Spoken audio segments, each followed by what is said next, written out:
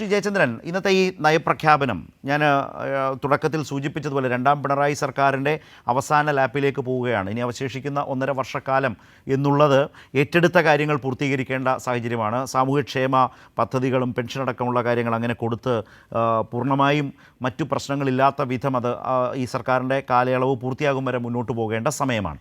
അപ്പോൾ ഒരു സർക്കാരിൻ്റെ തുടക്കമോ അല്ലെങ്കിൽ പിന്നീട് വരുന്ന വർഷങ്ങളിലോ തൊട്ടടുത്ത വർഷങ്ങളിലോ കാണുന്നൊരു നയപ്രഖ്യാപനമല്ല സ്വാഭാവികമായും ഈ അവസാന കാലത്ത് ഏറ്റെടുത്തത് എന്താണ്, അത് പൂർത്തീകരിക്കുന്നുണ്ടോ, ആ നിലയിലുള്ളൊരു കാഴ്ചപ്പാട് നയപ്രഖ്യാപനത്തിനുണ്ടോ? 2025 ആ നിലയിൽ വളരെ നിർണായകമാണ് ഈ സർക്കാരിനെ സംബന്ധിച്ച്, കേരളത്തിൻ്റെ ക്ഷേമവും വികസനവുമായി ബന്ധപ്പെട്ട്. ഞാൻ രാഷ്ട്രീയത്തെക്കുറിച്ചല്ല ആ അർത്ഥത്തിൽ ഈ നയപ്രഖ്യാപനം എന്ത് തരം ഒരു കാഴ്ചപ്പാടാണ് മുന്നോട്ട് വെക്കുന്നത് എന്നത് പ്രധാനമാണ്. രണ്ടാമത്തെ ഭാഗം, പ്രതിപക്ഷം ഈ ഭരണപരമായ വിഷയങ്ങളെ എത്രമാത്രം കാര്യമായി സമീപിക്കുന്നുണ്ട്. ഇപ്പോൾ മാധ്യമങ്ങളും പല കോണിൽ നിന്നൊക്കെ വരുന്ന വിവാദങ്ങൾ അല്ലെങ്കിൽ കേന്ദ്ര ഏജൻസികൾ ഇട്ടുകൊടുക്കുന്ന വിവാദങ്ങൾ അതിൽ കയറി പിടിച്ചൊക്കെ പോകുന്ന ഒരു നില നമ്മൾ കണ്ടിട്ടുണ്ട്. പക്ഷേ പ്രതിപക്ഷം അതിനപ്പുറം ഒരു സർക്കാരിൻ്റെ ഭരണപരമായ ഇടപാടുകളെ ഒന്നൊന്നായി നിരീക്ഷിച്ച് ഇടപെടേണ്ട ഒരു ഉത്തരവാദിത്വമുള്ള സംവിധാനമാണ് പ്രതിപക്ഷം. കേരളത്തിൻ്റെ പ്രതിപക്ഷം ആ നിലയിലേക്ക് ഉയർന്നിട്ടുണ്ടോ? നയപ്രഖ്യാപനത്തെ സമീപിക്കുന്നതിലും ആ പ്രതിപക്ഷം മികവ് താങ്കൾ കാണുന്നുണ്ടോ? ശരത്തെ, താങ്കൾ രണ്ടാമത് ചോദിച്ചതിനെ ഞാൻ ആദ്യം പ്രതികരിക്കാം എന്ന് വിചാരിക്കുന്നേ. ആദ്യം ചോദിച്ച ഒരു പ്രധാനപ്പെട്ട ചോദ്യം ഉണ്ടല്ലോ, ചോദ്യം ശ്രീ റോണി കെ ബേബിയുടെ ആണ്. അദ്ദേഹം ചോദിച്ചത് UGCയുടെ പ്രശ്നം എന്തുകൊണ്ട് നയപ്രഖ്യാപന പ്രസംഗത്തിൽ വന്നില്ല, ഇതാണ് അദ്ദേഹത്തിന്റെ ചോദ്യം. ആ ചോദ്യം കേൾക്കുന്ന ആരും, അത് ഇടതുപക്ഷ വിശ്വാസികളോ അനുകൂലികളോ ആയിക്കോട്ടെ, വലതുപക്ഷ വിശ്വാസികളോ അനുകൂലികളോ ആയിക്കോട്ടെ, ആരാണെങ്കിലും വിചാരിക്കുക ശരിയാണല്ലോ, അദ്ദേഹം ചോദിച്ച ചോദ്യം പ്രസക്തമാണല്ലോ എന്നല്ലേ വിചാരിക്കൂ.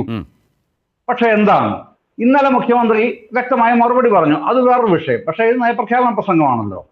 അപ്പൊ ശ്രദ്ധിക്കേണ്ട ഒരു കാര്യം, ഇത് സംബന്ധിച്ച് ഏതാണ്ടൊരു 10-12 ദിവസം മുമ്പ് ആദ്യം ഈ പ്രശ്നം ഭരണപക്ഷം ഗവൺമെന്റ് ഈ വിഷയത്തെ പ്രതികരിക്കുന്നുണ്ടല്ലോ. മുഖ്യമന്ത്രി തന്നെ, വിദ്യാഭ്യാസ മന്ത്രി, മറ്റ് പാർട്ടി നേതാക്കളും ഒക്കെ പ്രതികരിക്കുന്നുണ്ട്.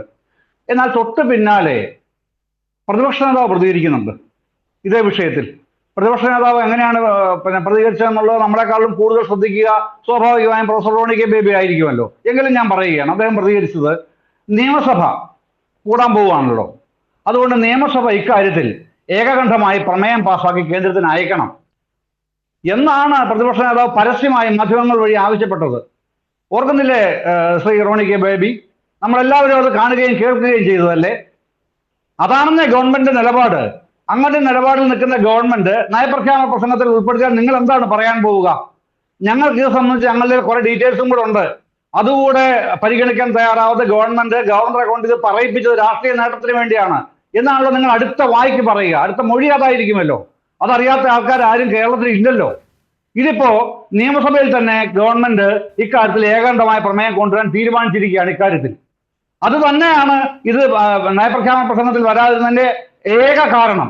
അത് മാത്രമേ ഉള്ളൂ കാരണം. ഇത് നിയമസഭ ഏകകണ്ഠമായി തീരുമാനമെടുക്കേണ്ട ഒരു പ്രമേയത്തിലേക്ക് പോകുന്ന ഘട്ടത്തിൽ അത് നയപ്രഖ്യാപന പ്രസംഗത്തിൽ കൊണ്ടുവന്ന് അതിന്റെ ഗ്രേഡോ അല്ലെങ്കിൽ ഡിഗ്രിയോ അതിന്റെ സ്കെയിലോ കുറഞ്ഞു പോയി എന്ന് പ്രതിപക്ഷത്തിനെ കൊണ്ട് ഒരു വീൺവാക്ക് പറയിപ്പിക്കേണ്ട എന്നുള്ള സൗദ്ദേശപരമായ നിലപാടാണ് ഗവൺമെന്റ് ഇക്കാര്യത്തിൽ സ്വീകരിച്ചത്, ഭരണപക്ഷം സ്വീകരിച്ചത്. ആ സൗദ്ദേശപരമായ നിലപാടിനെ നിങ്ങളുടെ തന്നെ വീക്ഷണകോണിൽ നിന്നോട് നിങ്ങൾ വീക്ഷിച്ചാൽ മതിയായിരുന്നു. ഇതിങ്ങനെ പറയേണ്ടി വരില്ലായിരുന്നു. പക്ഷെ ദൗർഭാഗ്യവശാൽ അങ്ങനെയാണ് പറഞ്ഞത്. ഇനി എന്തുകൊണ്ട് അങ്ങനെ പറയാൻ ഇടവന്നു? അങ്ങനെ പറയാൻ ഇടവന്നതിന് എനിക്കൊരൊറ്റ ന്യായമേ പ്രൊഫസർ പറയാനുള്ളൂ. എന്താണെന്നറിയാമോ? ഈ ദോഷൈകതൃക്ക് എന്നൊരു പരാമർശം നമ്മൾ പറയാറുണ്ടല്ലോ. ദോഷൈകതൃക്ക് എന്ന് പറഞ്ഞാൽ ഒരു വിഷയത്തിൽ ദോഷം മാത്രം കാണുന്ന ആ ഒരൊറ്റ ദൃഷ്ടിയിൽ മാത്രം കാര്യങ്ങൾ കാണുന്ന ആളിനെയാണ് ദോഷൈകതൃക്ക് എന്ന് പറയുക. അതാണ് പ്രതിപക്ഷം ഇന്ന് കാണുന്നത്. ഇന്ന് ശരത്തെ, വിചിത്രമായ കാര്യം എന്ന് പറഞ്ഞാൽ ബജറ്റിനെ സംബന്ധിച്ച് മീഡിയ റൂമിൽ പ്രതിപക്ഷത്തിന്റെ വാർത്താ സമ്മേളനം ഉണ്ടായിരുന്നല്ലോ. അതിൽ വന്ന വിചിത്രമായ വാദഗതി ഏതായിരുന്നു താങ്കൾ ശ്രദ്ധിച്ചിട്ടുണ്ടാവുമല്ലോ. എന്തുകൊണ്ടാണ് ബ്രൂവറുടെ കാര്യത്തിൽ നയപ്രഖ്യാപന പ്രസംഗത്തിൽ പരാമർശം ഇല്ലാതിരുന്നെന്നുള്ളത്? എത്ര അസംബന്ധവും വിചിത്രവുമായ വാദമാണ് ഇത്. അതാണോ നയപ്രഖ്യാപന പ്രസംഗത്തിൽ വരേണ്ടത്? ആരെങ്കിലും അങ്ങനെ തലയ്ക്കകത്ത് ആൾതാമസമുള്ള ആരെങ്കിലും അങ്ങനെ പറയുമെന്ന് വിചാരിക്കുന്നുണ്ടോ? പിന്നെ എന്തുകൊണ്ടാണ് പറയുന്നത്? ഇതേ ഉള്ളൂ കാര്യം. ഞാനീ പറഞ്ഞ ഒറ്റ കാര്യമേ ഉള്ളൂ. ദോഷൈകതൃക്ക് എന്നുള്ളതാണ് പ്രശ്നം. നിങ്ങളെ ദോഷം തന്നെ കണ്ടുപിടിക്കാൻ ഇരുന്നോളൂ. പക്ഷെ അതുകൊണ്ട് ജനങ്ങളുടെ മുമ്പിൽ ഇതൊന്നും പിന്നെ വരുന്നില്ല, അല്ലെങ്കിൽ വിലപ്പോകുന്നില്ല എന്നുള്ളത് ഒന്നാമത്തെ കാര്യം. രണ്ടാമത്തെ കാര്യം, സർ, താങ്കൾ ചോദിച്ചതിന്റെ ആദ്യ ഭാഗം, താങ്കളുടെ ചോദ്യത്തിന്റെ ആദ്യ ഭാഗം തന്നെ 97 പേജാണല്ലോ നയപ്രഖ്യാപന പ്രസംഗം എന്ന് പറയുന്നത്. അതിന്റെ പാര 2 രണ്ടാമത്തെ പാരഗ്രാഫ് മുതൽ എന്റെ സർക്കാർ എന്ന് പറഞ്ഞിട്ട് ഗവർണർ പിന്നീട് വായിക്കുന്ന എന്താണ്? റോണി കെ ബേബി അത് വായിച്ചിട്ടില്ല എന്ന് ഞാൻ വിചാരിക്കുന്നില്ല. പക്ഷേ ഈ പറഞ്ഞതുപോലെ ദോഷരഹിതമായി പോകുന്നതുകൊണ്ട് അദ്ദേഹത്തിന് പറയാൻ കഴിയാത്തതാണ്. അതുകൊണ്ട് തന്നെ ഞാനിത് പറയേണ്ടി വരുന്നത് അതുകൊണ്ടാണ്. ഉയർന്ന നിലവാരത്തിലുള്ള ഭൗതിക അടിസ്ഥാന സൗകര്യം, നമ്മൾ സാധാരണ രീതിയിൽ പറയുന്ന ഇൻഫ്രാസ്ട്രക്ചർ ഡെവലപ്മെന്റ്, പിന്നെ വിജ്ഞാനത്തിലധിഷ്ഠിതമായ സമ്പദ്ഘടന, നിലവാരമുള്ള വിദ്യാഭ്യാസവും ആരോഗ്യ സംരക്ഷണവും എല്ലാവർക്കും വേണമെന്ന ഉറപ്പ്, അതിദാരിദ്ര്യ നിർമ്മാർജ്ജനം എന്നിവയിൽ അധിഷ്ഠിതമായ ഒരു നവകേരള നിർമ്മാണത്തെ അതിന്റെ ലക്ഷ്യത്തോടുള്ള പ്രതിബദ്ധത അരക്കിട്ടുറപ്പിക്കുന്നു. ഇതാണ് പിന്നെ ഈ 97 പേജുള്ള ഗവർണർ നയപ്രഖ്യാപന പ്രസംഗത്തിന്റെ കാതൽ സത്ത എന്ന് പറയുന്ന ഈ പറഞ്ഞ വാചകങ്ങളാണ്. അത് പിന്നെ ആർക്കും ലഭ്യമല്ലേ വായിക്കാൻ? താങ്കളും അത് വായിച്ചിട്ടുണ്ടാവില്ലേ പ്രൊഫസർ റോണി കെ ബേബി? എന്നിട്ട് ഇതിന്റെ അകത്ത് ഇങ്ങനെ അതിനകത്ത് ഒന്നുമില്ല എന്നൊക്കെ പറയണമെന്നുണ്ടെങ്കിൽ അന്ധമായ രാഷ്ട്രീയ തിമിരം എന്ന് മാത്രമേ പറയാൻ പറ്റൂ. നിങ്ങൾ അങ്ങനെ പറഞ്ഞോളൂ. പക്ഷേ കേരളത്തിന് ഒരു താങ്ങും കിട്ടാതിരിക്കുന്ന സാഹചര്യത്തിലും സ്വന്തം നിലയിൽ തനത് വരുമാനം വർദ്ധിപ്പിച്ചുകൊണ്ടാണ് കേരളം ഈ വർഷങ്ങളിലൊക്കെ മുമ്പോട്ട് പോയത് എന്ന് MLA ശ്രീ PP ചിത്രഞ്ജൻ ഇപ്പോ പിന്നെ കൃത്യമായി ആ കാര്യങ്ങൾ അദ്ദേഹം ഉദ്ധരിച്ച് പറഞ്ഞല്ലോ. അതാണ് വസ്തുത. അങ്ങനെ തനത് വരുമാനം വർദ്ധിപ്പിച്ചുകൊണ്ട് എങ്ങനെയാണ് കേന്ദ്ര ഗവൺമെന്റ് കഴുത്തിന് പിടിച്ച് ഞെക്കി ശ്വാസം മുട്ടിച്ച് കൊല്ലാൻ ശ്രമിക്കുന്ന സംസ്ഥാനം എങ്ങനെയാണ് അതിജീവനത്തിന്റെ പാതയിലൂടെ മുമ്പോട്ട് പോകുന്നത്? അത് ഗവർണറെ കൊണ്ട് തന്നെ പറയിപ്പിച്ചു. എന്താണെന്നറിയാമോ? കിഫ്ബിയാണ് വികസനത്തിന്റെ വഴിയെന്ന്. അത് സംസ്ഥാന സർക്കാർ പറയിപ്പിച്ചതാണ്.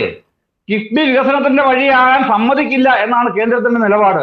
ആ കേന്ദ്രത്തിന്റെ മുഖത്ത് നോക്കിയാണ് ഗവർണർ ഇന്ന് നിയമസഭയിൽ വായിച്ചത് കിഫ്ബിയാണ് കേരളത്തിന്റെ വികസനത്തിന് മുമ്പോട്ടുള്ള വഴിയെന്ന്. അത് ചെറിയ കാര്യമാണോ? ഒട്ടും ചെറിയ കാര്യമല്ല. അത് ഗവർണർ വായിക്കുക തന്നെ ചെയ്തു.